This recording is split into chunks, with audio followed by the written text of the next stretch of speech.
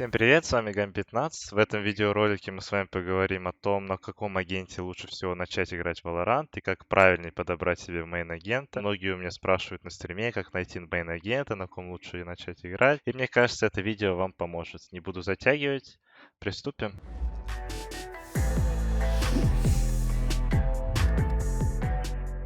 Так, ну что ж, приступим. Опять же, хочется сказать то, что это только мое мнение, и не надо опираться только на него. В самом начале скажу, в этом видео не будет рассказываться о том, как играть на каждом агенте, какие есть способности на каждом из агентов, что в принципе выполняет агент и какие функции он должен исполнять на карте. Здесь именно будет мое мнение, почему новичкам именно стоит на этом герое начинать играть, или как проще всего найти мейн-агента. Когда вы начинаете, получается, выбирать себе мейн-агента или только приходите в игру, всегда задайте себе вопрос, на ком вам приятнее всего играть. Понятное дело, вот если вы новичок, откладываем людей, которые вот уже поиграли в игру, не могут с мейном решить. Здесь нужно учитывать, какой характер игры ваш. То есть, если вы какой-то агрессивный сам по себе игрок, то есть на карте там агрессивные мувы делаете, то вам лучше взять дуэлянта. Но самое главное, что я хочу сказать, это если вы только вошли в игру, старайтесь поиграть на всех агентах. И на котором вам больше всего понравится, постарайтесь мейнить его. Потому что если вы будете мейнить агент, на котором вы получаете удовольствие, вы будете максимально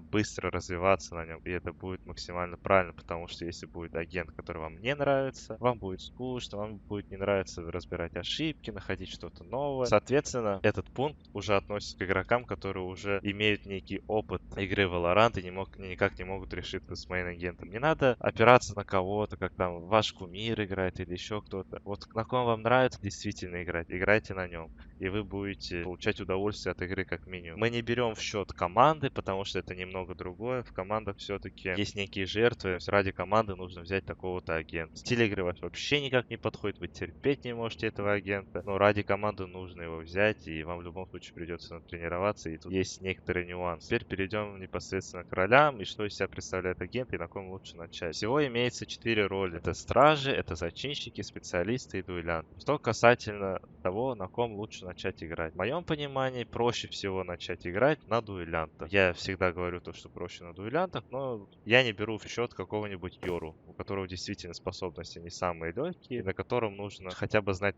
что в принципе как работает в этой игре, как кидаются обилки и так далее, как реагировать на способности. Из-за этого, вот если вы только начинаете играть, то почему бы и не начать на дуэлянт, чтобы понять, что в принципе происходит в игре, что в принципе она из себя представляет. Да и в плюс это будет весело для вас, я думаю, потому что, ну, на дуэлянтах всегда весело играть. Теперь, что касательно специалистов, зачинщиков, я все-таки возьму их в одну колонку, потому что все они из себя представляют хелпующих, то есть те, кто помогает дуэлянтам, те, кто помогают, соответственно, стражам. Совы, Скай, Оманы, Астры. Довольно-таки непростые агенты, если честно, и первое время на них будет сложновато играть, учитывая, что там на многих нужно знать лайнапы, как что правильно поставить, нужно обилки уметь быстро кидать. На них первое время будет сложно, но в принципе я не советую на них начинать, потому что если вы играете тем более один, лучше начать все-таки на дуэлянте, потому что это более сложный агент. И чтобы получить максимальный профит от этих агентов, если вы только начали, то это играть в, я не знаю, в дуо или в пятером, чтобы вы понимали, как вы друг другу помогать будете. Ну и в моем понимании, одни из самых сложных это стражи. Опорники, в принципе, они во всех играх считаются одними из самых проблематичных, потому что когда вы играете опорником, на вас огромная задача, то есть вы должны сдержать точку, или вы хотя бы должны убить несколько противников при заходе на точку, а это не такая-то простая задача, учитывая то, что в этой игре вас закидывают всем подряд. Тут столько способностей, что вы даже, возможно, пострелять не успеете. Кто относится к стражам? Killjoy, Сайфер и Сага. Killjoy и Сайфер это вот именно опорники. Сага может выступать иногда опорником, но в нынешней мете она зачастую выступает дуэлянтом, так что ее можно приписать к дуэлянтам, но по роли она является стражем. Что касательно Сайфера и Killjoy, поскольку это мои мейн-агенты, скажу честно, я бы не начинал с них. Да, если вы научитесь играть на каком-нибудь Сайфере, вам дадутся все остальные герои в разы проще. Сайфер, он выступает более таким, ну, более командным агентом, что ли. И если я его советую брать только в том случае, вот как это было у меня. Я начинал играть с Насаги, потом мне посоветовали взять Сайфер, и я стал просто получать удовольствие от этого агента. Вот если у вас такая же ситуация, то я вам советую начать играть на Сайфере, вам в разы будет проще. Но если у вас нет такого желания развиваться на нем, то я не советую брать. В принципе, я думаю, вот именно важные факторы я описал. Я не буду рассказывать, как работают способности. Если вы хотите, чтобы я об этом рассказал, как правильно вот именно использовать способности, в каких ситуациях, ну, именно